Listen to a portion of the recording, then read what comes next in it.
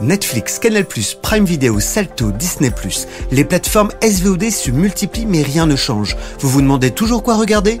Télé Loisirs vient à votre rescousse chaque semaine dans À la demande, le podcast qui vous permettra de lancer le bouton play en toute sérénité. Qu'est-ce qu'une série culte ? On a souvent le débat à la rédaction car chacun a ses propres coups de cœur et ses propres critères. The Walking Dead, Better Call Saul, Ozark, de nombreuses séries font leurs adieux en 2022 et certaines resteront clairement dans l'histoire des séries. L'une d'entre elles en fait partie et elle s'appelle Peaky Blinders. Bienvenue dans ce nouvel épisode d'À la demande, le podcast de la rédaction de Télé Loisirs consacré aux plateformes de streaming. Je suis Laurence Gallois, je vous propose cette semaine de partir du côté de Birmingham et de son gang des Peaky Blinders qui ont bien changé en 6 saisons. Et oui, il est temps de dire adieu à Thomas Shelby et son clan, ça y est, l'ultime saison 6 arrive ce vendredi 10 juin sur Netflix et Stéphanie Fuseau l'a déjà dévorée. Bonjour Stéphanie. Salut Laurence. Thomas Shelby va-t-il mourir ? Trouvera-t-il enfin la rédemption ? À moins que cette saison 6 de Peaky Blinders ne lui offre une nouvelle opportunité de se développer avec la prohibition américaine. En Angleterre, la série a déjà fait ses adieux puisqu'elle a été diffusée sur la BBC en avril, mais la voici qui arrive sur Netflix.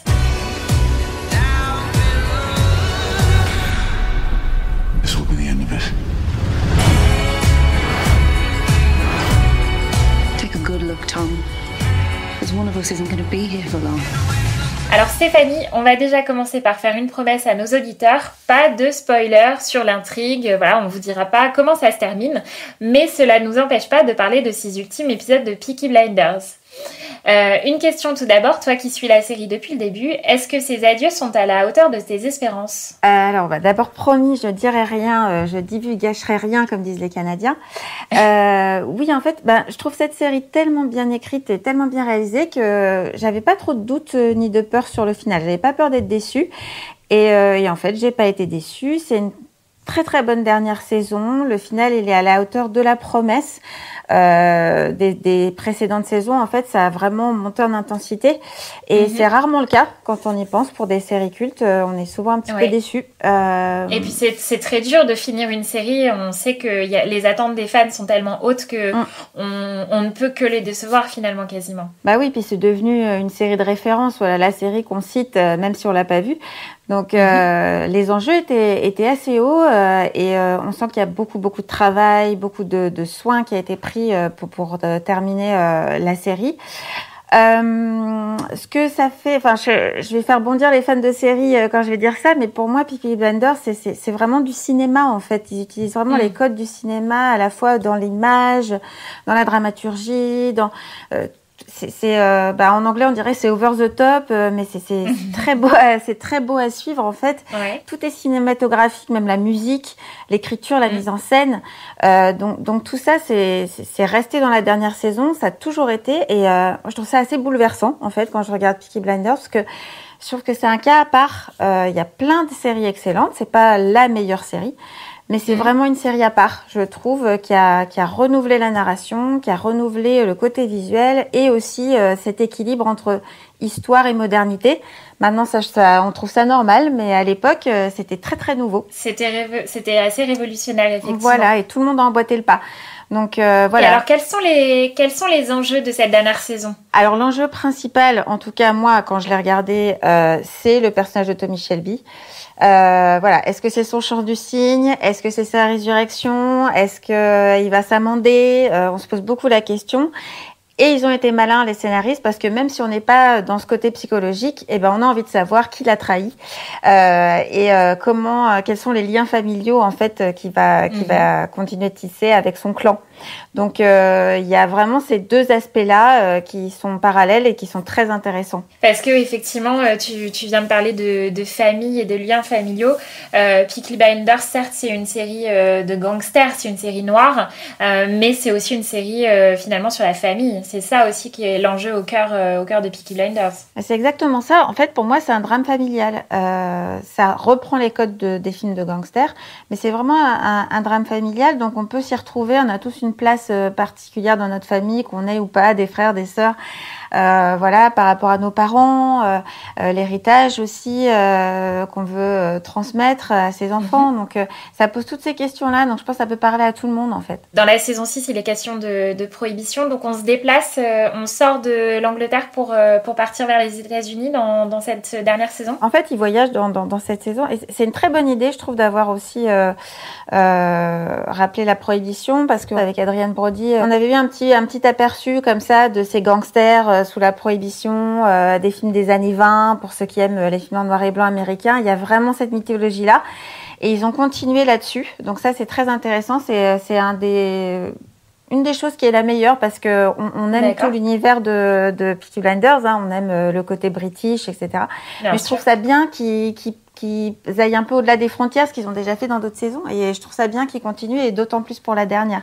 Donc ça, moi, j'ai trouvé que c'était assez rafraîchissant, en fait, et que ça, justement, ça apportait un peu plus de dynamisme à ce final. D'ailleurs, les fans français verront aussi un petit clin d'œil avec l'apparition des comédiens Grégory Fitoussi, qu'on a vu notamment dans Les Hommes de l'Ombre ou dans Engrenage, et de Assad Bouab de 10%, qui font des petits clins d'œil dans le premier épisode. Exactement, faut les chercher.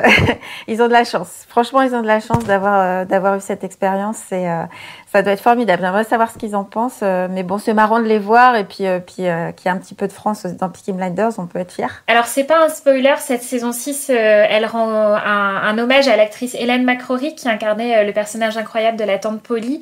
La comédienne est décédée d'un cancer l'année dernière. Et c'est vrai que l'hommage de la série, c'est l'un des moments forts de la saison. Oui, on pouvait avoir un petit peu peur, parce que c'est difficile de rester sobre dans ces cas-là, mais là, l'hommage, il est vraiment très joli, très émouvant. Les scénaristes, ils ont écrit ça de manière très digne, très sobre. On sent que les comédiens étaient touchés, je pense, parce que c'est très, ça résonne vraiment très sincère, très sincèrement. Il y a beaucoup d'authenticité. Donc, je trouve que c'est un très joli hommage, c'est réussi. On repense à plein de scènes où on l'a vu, on a un petit moment de recueillement, mais ça dure pas trop longtemps non plus. Voilà, ils s'attardent pas trop dessus, et je trouve que c'est le bon choix. Et ils font ça aussi à travers Tommy, ce qui est, je pense, aussi un bon choix scénaristique. One last deal to be done.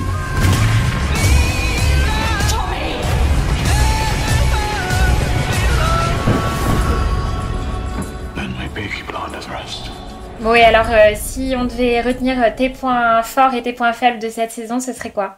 Alors, mes points forts, c'est toujours Cillian Murphy, qui, je trouve, est un acteur formidable, et qui campe ce personnage, qui en a fait quelqu'un qu'on a l'impression de connaître, qui exprime vraiment bien les émotions, qui en fait jamais trop, qui a un regard hyper perçant, et qui réussit au bout de tant de saisons à rester énigmatique. Et ça, je trouve que c'est très fort. C'est aussi l'écriture, mais je pense qu'il apporte beaucoup. Je suis ravie que Tom Hardy soit dans cette dernière saison, d'abord parce que c'est un acteur aussi très particulier, qui a une façon de jouer très particulière, et que c'est un personnage très très complexe.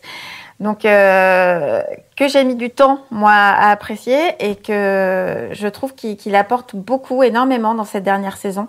Et c'était très important qu'il soit là, voilà, dans sa dynamique avec Tommy.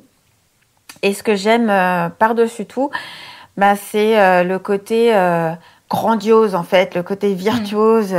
Voilà, ils se font plaisir, ils vont loin. Ils cherchent pas forcément du réalisme, et du coup, on prend une grosse claque, quoi. Et moi, j'ai vraiment voyagé dans cette dernière saison. Je pense que je la regarderai encore, et je regarderai d'ailleurs tout pour me refaire un petit peu tout d'un coup et replonger là-dedans. Je pense que ça peut être une expérience qui peut vraiment faire vibrer, et je suis très impressionnée par cette dernière saison. Je pense qu'il y en a beaucoup qui en attendent beaucoup, et après, c'est que mon humble avis, mais je pense qu'ils ne seront pas déçus. Pas de saison 7 pour Peaky Blinders, donc, mais en revanche, l'univers trouvera sa conclusion au cinéma avec un film, un peu comme l'a fait Downton Abbey d'ailleurs.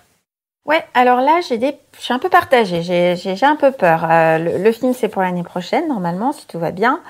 Je suis à la fois impatiente de voir l'univers de Peaky Blinders sur grand écran. Donc pour tout ce qui est visuel, ça va être... Comme tu disais tout à l'heure, très cinématographique. Exactement, c'est parfait. Donc ça, franchement, j'ai trop hâte. Après, j'ai peur que ça fasse un peu comme Downton Abbey, c'est-à-dire que est-ce que la série n'a pas tout dit ? Est-ce que la série n'a pas tout développer dans ces personnages. Et finalement, est-ce que c'est pas juste une occasion d'avoir du plaisir de les retrouver? On est content de les voir, mais pas plus. Et je trouverais ça dommage, en fait, parce que, voilà, c'est toujours agréable, par exemple, de se replonger dans Downton Abbey. C'est beau, c'est doux, on retrouve des personnages qu'on a l'impression qu'on connaît.